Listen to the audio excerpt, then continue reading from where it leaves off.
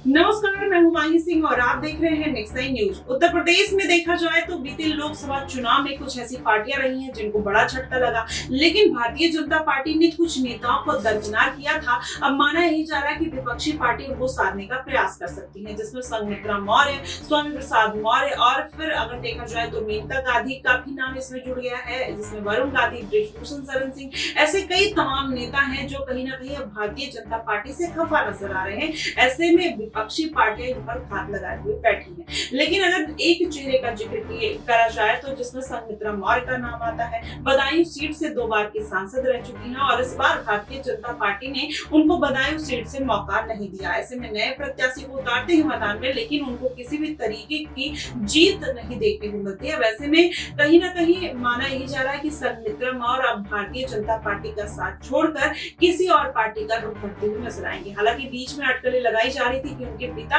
जो है स्वामी प्रसाद मौर्य मायावती के साथ गठबंधन कर सकते हैं, लेकिन मायावती ने सीटों की अनबन की वजह से कहीं ना कहीं स्वामी प्रसाद मौर्य को दरकिनार कर दिया था। और ऐसे में स्वामी प्रसाद मौर्य निर्दलीय कुशीनगर सीट पर जाकर अपना नामांकन दाखिल करते हैं, लेकिन वहां पर उनको बड़ा झटका लगता है। मात्र 24,000 वोट ही स्वामी प्रसाद मौर्य कुशीनगर सीट पर दर्ज कर पाते हैं। अब ऐसे में माना यही जा रहा है कि अब स्वामी प्रसाद मौर्य अपनी पार्टी का वर्चस्व बचाने के लिए चाहे आजाद का रुख करेंगे या मायावती का, लेकिन संघमित्रा मौर्य की जो अटकलें लगाई जा रही हैं कि इस बार मायावती उनको कटहरी सीट से हो सकता है टिकट देते हुए नजर आए। अगर कटहरी सीट पर मायावती संघमित्रा मौर्य को टिकट देती है तो जाहिर तौर पर इसका फायदा कहीं ना कहीं मायावती की पार्टी को होता हुआ दिखाई देगा। लेकिन अगर पूरा समीकरण समझा जाए तो कटहरी सीट पर कहीं ना कहीं दलित वोट बैंक बहुत ज्यादा है, जिसमें मायावती का अंबेडकर नगर क्षेत्र जो है वहां पर उनका दबदबा खासा देखने को मिलता है। वहीं मिल्कीपुर सीट पर अखिलेश यादव ने कहीं ना कहीं अवधेश प्रसाद के बेटे के साथ दांव चला है।